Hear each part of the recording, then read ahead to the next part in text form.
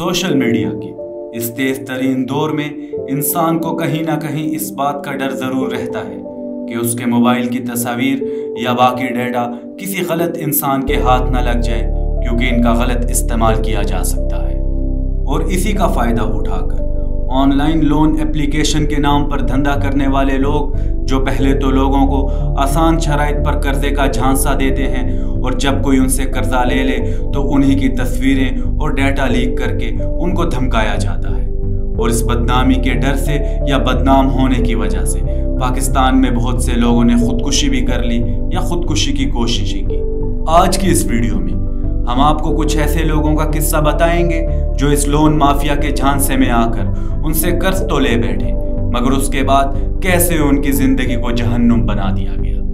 पंजाब के शहर वजीराबाद के एक रिहायशी के बेटे की टांग का ऑपरेशन था। इन्हें पैसों की शदीद जरूरत थी, इससे पहले कि वो दोस्तों या रिश्तेदारों से पैसे उधार मांगते। इनकी नजर सोशल मीडिया पर कर्जा देने वाली एक कंपनी के इश्तेहार पर पड़ी जो 90 दिन के लिए कर्जा दे रही थी। उस शहरी ने झट से कर्जे के लिए अप्लाई कर दिया और हैरान कुन तौर पर आधे घंटे के अंदर अंदर उसका कर्जा अप्रूव कर लिया गया। उस शख्स ने अस्पताल में फोन किया ताकि बेटे के ऑपरेशन के लिए रकम जमा कराई जा सके, मगर अस्पताल वालों ने ऑपरेशन के लिए कुछ वक्त और दिया कि ऑपरेशन कुछ दिन बाद किया जाएगा। कर्जा लेने के ठीक 6 दिन बाद इनके मोबाइल फोन पर ऑनलाइन कर्जा देने वाली कंपनी के एजेंट की जानिब से फोन आया कि कर्ज लौटाने की तारीख हो गई है। एजेंट के इस मुतालबे से वो शख्स हैरान और परेशान हुआ और उसने एजेंट को कहा कि मुझे तो ये रकम 90 दिन के बाद वापस करना थी। एजेंट की जानिब से इन्हें कहा गया कि नहीं सर, कर्ज की अदायगी का वक्त हो गया है और आपको ये रकम अदा करनी पड़ेगी। एजेंट की जानिब से एक ऑफर दी गई कि अगर आप कर्जा नहीं दे सकते तो आप एक्सटेंशन मनी यानी कर्जे की अदायगी की तारीख में तोसी के लिए 6,600 रुपये जमा करा दें तो आपको 10 दिन का मजीद वक्त मिल जाएगा। इस शख्स ने अपनी बीवी को बताया तो दोनों मियाँ बीवी बच्चे के इलाज के लिए पहले ही फिक्रमंद थे और दूसरी जानिब ये नई मुसीबत उनके सर पर आन पड़ी। जैसे तैसे करके उस शख्स ने अपने एक दोस्त से 6,600 रुपये लेकर एक्सटेंशन मनी अदा कर दी। 10 दिन गुजरने के बाद रिकवरी एजेंट की जानिब से इनके फोन पर दोबारा कॉलें आना शुरू हुई कि आप कर्जा अदा करें। उस शख्स ने कहा कि इनके पास पैसे नहीं हैं और 90 दिन में पैसे जमा करवा दिए जाएंगे, मगर एजेंट ने कहा कि वो पैसे अदा करें या फिर एक्सटेंशन मनी देकर मजीद 10 दिन के लिए तोसी ले लें या फिर इनके रिश्तेदारों को फोन करके इनके कर्जे के बारे में बताया जाएगा। एजेंट की जानिब से कॉल खत्म होने के कुछ ही देर बाद इनके 2 रिश्तेदारों की जानिब से इनको कॉल भी आ गई कि सुना है कि तुमने कर्जा लिया है और अब अदा नहीं कर रहे। इस शख्स ने मजीद रुसवाई से बचने के लिए दोबारा 6,600 रुपये की रकम अदा की और 10 दिन की तोसी मांगी। उस शख्स के मुताबिक वो अब तक 13,200 रुपये एक्सटेंशन मनी के नाम पर कंपनी को दे चुका है और 27,000 का कर्जा बढ़कर 34,200 रुपये है जो जूं का तूं है। और अब तो एजेंट की जानिब से इन्हें धमकियां भी दी जा रही हैं और बात गालम गलोच तक पहुंच चुकी है। ऐसा ही एक किस्सा लाहौर की एक औरत के साथ पेश आया जिनके शोहर ने चंद माह कबल ऑनलाइन ऐप से 10,000 रुपये कर्जा लिया था, जो कुछ ही अरसे में बढ़कर 10,000 से 1 लाख तक पहुंच गया और वो बढ़ता ही चला जा रहा था। जिसके बाद इस औरत और इसके शोहर को कर्जा उतारने के लिए घर की चीजें तख्त फरोख्त करना पड़ गई। उस औरत और उसके शोहर को पैसे देने के लिए ब्लैकमेल किया जाने लगा। उस औरत के मुताबिक मेरे शोहर की एडिट शुदा तस्वीरें हमारे जानने वालों को भेजी गई जिनमें मेरे शोहर को बरहना हालत में किसी और खातून के साथ दिखाया गया। सिलसिला यहाँ भी ना रुका तो इन्होंने मेरी तस्वीरें गलत वेबसाइट पर मेरे नंबर के साथ डाल दी, जहां से मुझे फोन आते और रोज कोई ना कोई गलत मुतालबा किया जाता। जब उस औरत से सवाल किया गया कि उसके शोहर को कर्जा उतारने के लिए घर की चीजें क्यों फरोख्त करना पड़ी, तो इस सवाल के जवाब में वो कहानी छुपी है जिसको सुनते ही इंसान खौफ का शिकार हो जाता है। सन 2020 में पाकिस्तान में कोविड की वबा के दौरान ऑनलाइन ऐप्स के जरिए आसान इकसात पर कर्जा लेने का सिलसिला शुरू हुआ। اس قرض کو حاصل کرنے والے افراد جب ایپ ڈاؤن لوڈ کر کے قرضہ لینے کی شرائط کو دیکھتے تو ان کو یہ علم نہیں ہوتا تھا کہ جو کچھ لکھا ہوا ہے اس کے الٹ ہونے والا ہے۔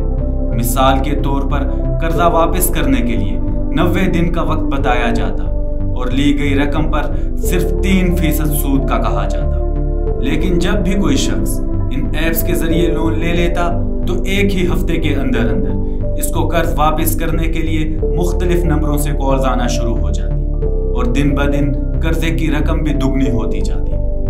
جب کوئی ایپ پلے سٹور یا ایپل سٹور سے ڈاؤن لوڈ کی جاتی ہے تو وہ صارف سے فون کی ایکسس کے لیے اجازت مانگتے ہیں اور وہ ایکسس آپ کی گیلری اور آپ کے کانٹیکٹس تک ہوتی ہے۔ رسائی دیتے ہی صارف کے فون کا سارا ڈیٹا، چاہے وہ نمبر ہوں یا وہ تصویریں، متعلقہ کمپنی کو مل جاتا ہے۔ اور جب ایک دفعہ آپ کا سارا ڈیٹا، جس میں آپ کے عزیز و اقارب کے نمبر اور ان کی تصاویر بھی شامل ہوں، جب وہ انسان نما درندوں کے ہاتھ لگ جاتی ہیں تو اس کے بعد آپ کے پاس بدنامی سے بچنے کے لیے صرف 2 ہی راستے ہوتے ہیں، یا تو آپ ایکسٹینشن منی دے کر ان کے منہ بھرتے رہیں اور یا پھر ان کا قرضہ سود سمیت واپس کر دیں۔ ایسا ہی اس عورت اور اس کے شوہر کے ساتھ ہوا کہ ان کو 1 ہفتے بعد فون آیا اور ان سے کہا گیا کہ جو قرضہ انہوں نے لیا ہے اس کو ادا کریں، ورنہ اس پر 5000 سود ادا کرنا پڑے گا۔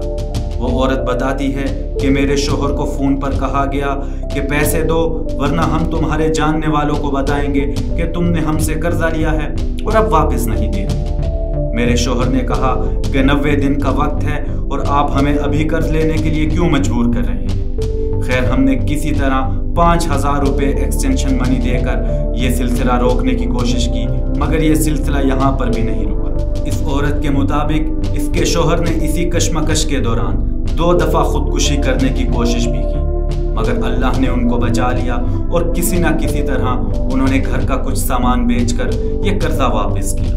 اس کی ایک اور مثال صوبہ پنجاب کے شہر راولپنڈی میں 42 سالہ محمد مسعود کی ہے، جنہوں نے ایسی ہی آن لائن ایپ سے قرضہ لیا اور بلیک میلنگ سے تنگ آ کر خودکشی کرنے پر مجبور ہو گیا۔ اب سوال یہ ہے کہ ان ایپس کو لائسنس کیسے جاری کیا جاتا ہے؟ ایزی لون یا آسان قرض کی ایپ کو کس طرح لائسنس جاری کیا جاتا ہے اور غیر قانونی ایپس کے خلاف کیا ایکشن لیا گیا ہے؟ اس بارے میں security and exchange commission of Pakistan کی سیکرٹری ڈائریکٹر خالدہ حبیب نے بتایا کہ SECP اقتصادی شعبے کو ریگولیٹ کرتا ہے، جس کا مطلب ہے کہ نان بینکنگ کمپنیوں کو یہ ادارہ لائسنس جاری کرتا ہے جس سے یہ کمپنیاں ملک میں قرض دینے کا کام کر سکتی ہیں۔ وہ کہتی ہیں کہ ہم جب بھی کسی کمپنی کو لائسنس دیتے ہیں تو اس سے پہلے اس کمپنی میں کون سرمایہ کاری کر رہا ہے، اس کا سربراہ کون ہے اور دیگر چیزوں کی تسلی کرتے ہیں۔ پھر ہم سائبر کرائم فارم دیتے ہیں جس میں تمام چیزیں موجود ہیں کہ قرضہ دیتے ہوئے کیا کیا چیزیں مد نظر رکھی جائیں گی۔ ہم یہ بھی دیکھتے ہیں کہ جس ایپ کو ہم منظوری دے رہے ہیں ان کا نظام اور طریقہ کار سائبر سیکیورٹی کے مطابق ہے یا نہیں۔ خالدہ حبیب نے بتایا کہ ان ایپس کے لانچ ہونے کے بعد ہی ان ایپس کے متعلق شکایات موصول ہونا شروع ہو گئی، جس کے بعد ان ایپس پر کئی سوالات کھڑے ہو گئے۔ SECP نے 2022 میں ایک مراسلہ جاری کیا جس میں ان باتوں کو یقینی بنایا گیا کہ صارف کے موبائل تک رسائی کو محدود کیا جائے، قرضے کی رقم اور دیگر چیزوں کے متعلق صارف کو مکمل آگاہی دی جائے۔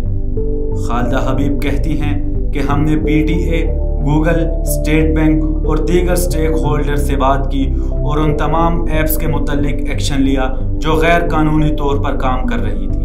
ہم نے گوگل کو بتایا کہ ہم جن ایپس کی نشاندہی کر رہے ہیں ان کو بند کیا جائے، جس پر اب تک گوگل نے 65 ایپس کو بند کر دیا ہے۔ خالدہ ضیاء کے مطابق گوگل نے ایک نئی پالیسی بھی متعارف کروائی ہے جس کے مطابق ایسی کسی بھی ایپ کو کام کرنے کے لیے SECP اور اسٹیٹ بینک کا لائسنس دکھانا ہوگا۔ اس کے علاوہ SECP نے PTA سے بھی کہا ہے کہ وہ پہلے صارفین کے موبائل فون پر ڈاؤن لوڈ ان غیر قانونی ایپس کے IP ایڈریس کو بلاک کر دے اور ساتھ ہی اسٹیٹ بینک کو آگاہ کیا ہے کہ وہ ایسی کسی بھی ایپ کو بینک یا دوسرے کسی ذریعے سے پیسوں کے لین دین کے لیے استعمال نہ ہونے دے جس کے پاس SECP کا لائسنس نہ ہو۔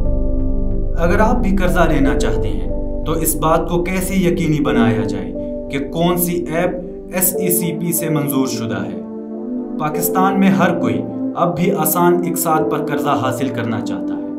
खालिदा हबीब ने चंद बातें बताई जिसको जानकर कोई भी कर्ज लेकर इन ऑनलाइन फ्रॉड से बच सकता है। सारिफ को कोई भी लोन ऐप डाउनलोड करने से पहले SECP की वेबसाइट पर जाकर वाइट लिस्ट चेक कर लेनी चाहिए। जो ऐप वाइट लिस्ट में शामिल है, इसका मतलब है कि उसकी अच्छी तरह जांच पड़ताल करके इसको लाइसेंस जारी किया गया है।